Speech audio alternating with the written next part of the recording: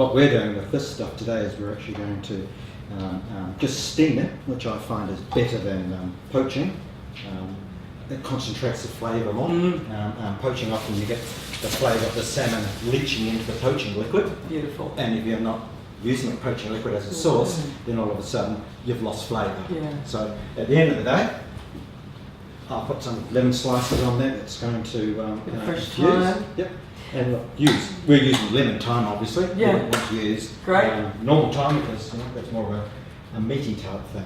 Robin, I suppose when you're talking to people about nutrition and diet, I mean, it's, how much of it is sort of calorie counting and how much of it is actually just going, well, you need a certain amount of, vegetables, fruit, protein. It's really sort of building the plate, isn't it? Is that the conversation you have? Yeah, absolutely, because it's not just the calories that fill you up. So you could have, 100 calories of chips, or you could have 100 calories of vegetables, and the portion with your vegetables would be this big, and your chips would be this big, and the vegetables are going to fill you up. So it's talking about the role of all the different components, the vegetables, the protein, the whole grain, low GI carbohydrates, and how they fit into that meal, and how much to eat of those to really fill up, so that the calories count really in your diet. Yeah. I think, to add to what you were saying before, I think what you said about knowing the right thing to eat is totally true. I think all of us live in a world that's got the key messages right.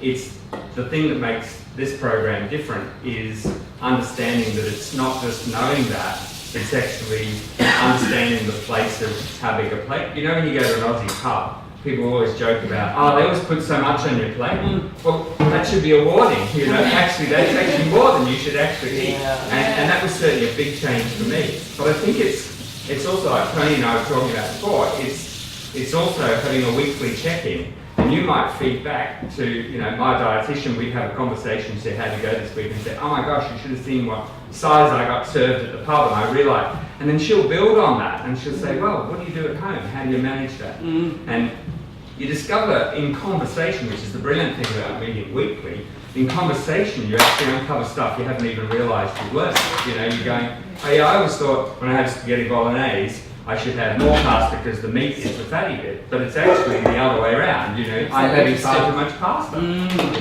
So in fact, at times, like I often go out to dinner, and we look at the menu of the place that I was going to, and we sort of work out what the best choices were. Oh, really? Prior to dinner? Prior to me, and that was a